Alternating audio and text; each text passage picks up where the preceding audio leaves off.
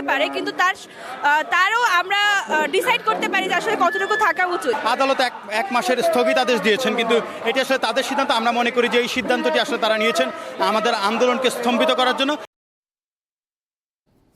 দর্শক, এই মুহূর্তে কোটা আন্দোলনকারীদের বিক্ষোভের খবর নিয়ে শাহবাগ থেকে যুক্ত হচ্ছেন সহকর্মী মাহমুদ শাওন। শাওন, আসলে আমি জানতে চাইছি যে শাহবাগে এই মুহূর্তের কি পরিস্থিতি আপনি দেখছেন? 1 ঘন্টা বা 1.5 ঘন্টা আগ থেকে আমরা দেখছিলাম যে বিভিন্ন দিক থেকে ঢাকা বিশ্ববিদ্যালয়ের মিছিল নিয়ে শিক্ষার্থীরা এই মোড়ে অবস্থান করছেন। রাস্তা তো বন্ধ রয়েছে, আইন রক্ষাকারী বাহিনীর সদস্যরা কি বলছেন?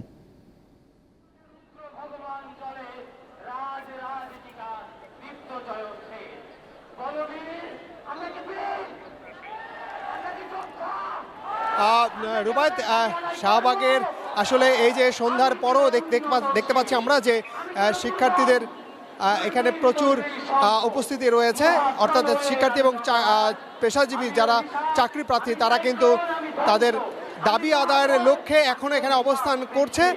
ফলে এখানে এই সড়ক দিয়ে কোথাও যানবাহন চলাচলে একেবারেই বন্ধ রয়েছে।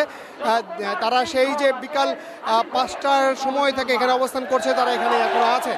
তবে যে দাবিটা নিয়ে তাদের এই উপস্থিতি, সেই দাবিতে তারা এখনও বহাল রয়েছে। তারা বলছেন যে 1 দফা তারা জানিয়েছে যে দ্রুত আইনের মাধ্যমে হোক বা পরিপত্রের মাধ্যমে হোক নির্বাহী বিভাগ থেকে তারা একটা সিদ্ধান্ত চান, যে সিদ্ধান্তর মধ্য দিয়ে আসলে যে কোটা নিয়ে তারা বলছেন যে কোটা নিয়ে একটা বৈষম্য আছে, সেই বৈষম্য যেন না থাকে। অর্থাৎ সরকারি চাকরিতে সবাই যাতে মেধা দিয়ে চাকরির সুযোগ পায়, সেটি তারা দাবি জানিয়ে আসছে। সেই দাবিতেই তারা গত কয়েকদিন ধরে আন্দোলন করছে এবং জানেন যে আজকে দিয়ে 4র্থ দিনের মতো তারা বাংলা ব্লকেট সেটি কিন্তু পালন করছে। এবং এই জায়গা থেকে তারা কিন্তু প্রতিবাদ জানিয়েছে যে তারা অভিযোগ করছে যে বিভিন্ন জেলায় আন্দোলনকারীদের উপর হামলা হয়েছে, তাদের সেই হামলার তারা প্রতিবাদ করেছে। তারা বলছে যে যতক্ষণ পর্যন্ত তাদের যে দাবি, সেই দাবি না পূরণ হওয়া পর্যন্ত তারা রাজপথেই থাকবে। এবং আমরা যতটুকু তাদের সাথে কথা বলে জানতে পেরেছি যে তারা আগামী যে কর্মসূচি, সেই কর্মসূচিটি আজ কিছুক্ষণের মধ্যেই ঘোষণা করবেন এবং আনুষ্ঠানিকভাবেই সংবাদ সম্মেলনের মাধ্যমেই তারা ঘোষণা দেবেন তাদের পরবর্তী কর্মসূচি কি হবে। তবে এখন পর্যন্ত তাদের যে কর্মসূচি, তাতে তারা রাজপথ ছেড়ে যাবেন না, তারা সরকারের নির্বাহী আদেশের অপেক্ষায় আছেন, এটাই তারা আমাদেরকে জানিয়েছেন। রুবায়েত। নিশ্চয় মাহমুদ শাওন, আপনি খবর সংগ্রহ করছিলেন এবং সবশেষ আপডেটটুকু এই সহকর্মী জানাচ্ছিলেন। এদিকে কোটা আন্দোলনকারীদের অবস্থানের কারণে রাজধানীর বিভিন্ন স্থানে তীব্র যানজটের সৃষ্টি হয়েছে। কোথাও বা কোনো সড়কে ফাঁকা রাস্তা দেখা গিয়েছে, এতে ভোগান্তিতে পড়েছেন যাত্রীরা। এ বিষয়ে জানতে মৎস্য ভবন এলাকা থেকে সহকর্মী মেহেদি হাসান যোগ দিয়েছেন। মেহেদি, আপনি তো আমার সঙ্গে কথা বলছিলেন, ঢাকা কলেজের সামনে যখন শিক্ষার্থীরা আন্দোলন কর্মসূচি চালিয়ে তারা আবার কলেজের ভেতরে চলে যায়, রাস্তাটি ছেড়ে দেয়, কিন্তু আমরা মাহমুদ শাওনের কাছ থেকে জানলাম যে শাহবাগে এই মুহূর্তে অবস্থান রয়েছে।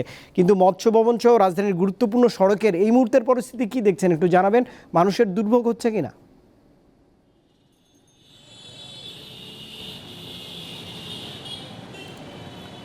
রুবায়েত, আপনি যেমনটি বলছিলেন, ঢাকা কলেজের সামনে আমি দুপুর 3টা থেকে অবস্থান করেছি। তারা 3:30 থেকে জড়ো হয় এবং পরে ব্যানার নিয়ে আসলে এই কোটা আন্দোলন বিরোধী মিছিল বের করে। তাদের উদ্দেশ্য ছিল এই মিছিলটি সায়েন্স ল্যাব মোড় থেকে ঘুরে নীলক্ষেত মোড় হয়ে তারা ঢাকা বিশ্ববিদ্যালয়ের সেন্ট্রাল লাইব্রেরির ওখানে গিয়ে যুক্ত হবে। কিন্তু তারা যখন সায়েন্স ল্যাব মোড় থেকে মিছিলটি নিয়ে নীলক্ষেত মোড় পর্যন্ত যায়, তারা কিন্তু আসলে পুলিশের বাধার সম্মুখীন হয় এবং কোনোভাবেই তারা নীলক্ষেত মোড় পার হতে পারেনি। শেষমেশ তারা নীলক্ষেত মোড় থেকে ঘুরে আবার ঢাকা কলেজের সামনে গিয়ে অবস্থান নেয়।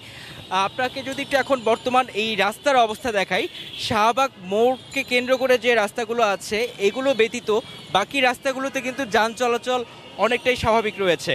আপনি এখন দেখতে পাচ্ছেন আমি ঠিক মৎস্য ভবন মোড়টিতে দাঁড়িয়ে আছি। এখানে কিন্তু গাড়ি স্বাভাবিক গতিতেই আসলে চলাফেরা করছে এবং ভোগান্তি আসলে হচ্ছে যে শাহবাগ মোড়ের দিকে যে যাতায়াতের রাস্তা, এই রাস্তাগুলোতে আসলে বেশিরভাগ ক্ষেত্রে ভোগান্তির কথা আমরা দেখতে পেয়েছি। এবং আপনি এখনও দেখতে পাচ্ছেন যে এই মৎস্য ভবন মোড়ে কিন্তু পুলিশের শক্ত অবস্থান রয়েছে এবং এখানে ট্রাফিক পুলিশটাও রয়েছে। তারা আসলে সঠিকভাবে সমন্বয় করে এই নগরবাসীর যে আসলে দুর্ভোগ, এই দুর্ভোগটা কিন্তু অনেকটাই কমানোর চেষ্টা করছেন। এবং মাহমুদ শাওন, আপনাকে যেটি আসলে দেখিয়েছিলেন যে শাহবাগ মোড়ে কিন্তু শিক্ষার্থীরা শক্তভাবে অবস্থান নিয়েছেন এবং তারা এই আন্দোলনের প্রতি আসলে সচল রয়েছেন এবং তাদের দাবি আদায় না হওয়া পর্যন্ত তারা এই আন্দোলন চালিয়ে যাওয়ার ঘোষণা দিয়ে যাচ্ছেন।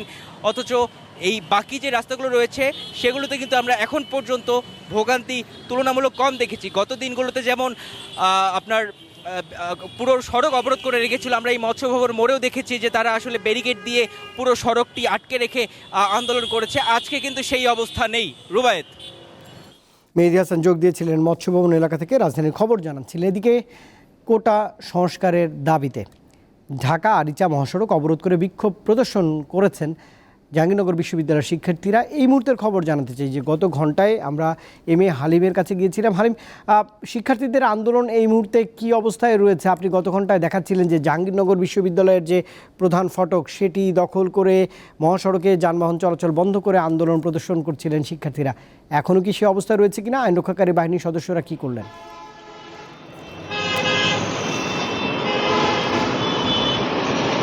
জি, আমি একটু আগে আপনাকে একটি তথ্য দিয়ে রাখতে চাই। আমি জানাতে চাই এখানে কিন্তু 6:45 দিকে কিন্তু আন্দোলনকারী যারা রয়েছিলেন তারা কিন্তু এই মহাসড়ক থেকে সরে গেছে এবং তারপরে কিন্তু এখানে এই বিশ্ববিদ্যালয়ের সামনে যে মূল মহাসড়কটি রয়েছে ঢাকা আরিচা মহাসড়ক, সেই মহাসড়কটি থেকে কিন্তু এখন যান চলাচল স্বাভাবিক হয়েছে। এবং তার আগে কিছু বিষয় আপনাকে জানিয়ে রাখি, কিন্তু 3টার দিকে আজকে বিক্ষোভকারী যারা ছিল তাদের কর্মসূচি ছিল এবং সেই সময় বৃষ্টি ছিল।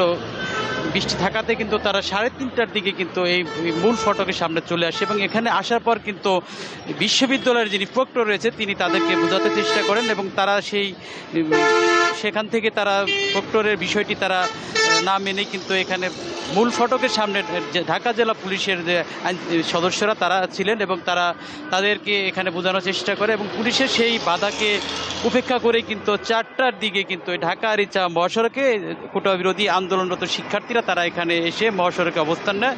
সেই 4টা থেকে কিন্তু সেই আমরা দেখতে পেয়েছি 6:45 দিকে এই মহাসড়ক থেকে শিক্ষার্থীরা সরে যায় এবং তাদের পরবর্তী যে আন্দোলনের কর্মসূচি সেটি তারা পরে জানিয়ে দেবে আমাদের জানিয়েছেন।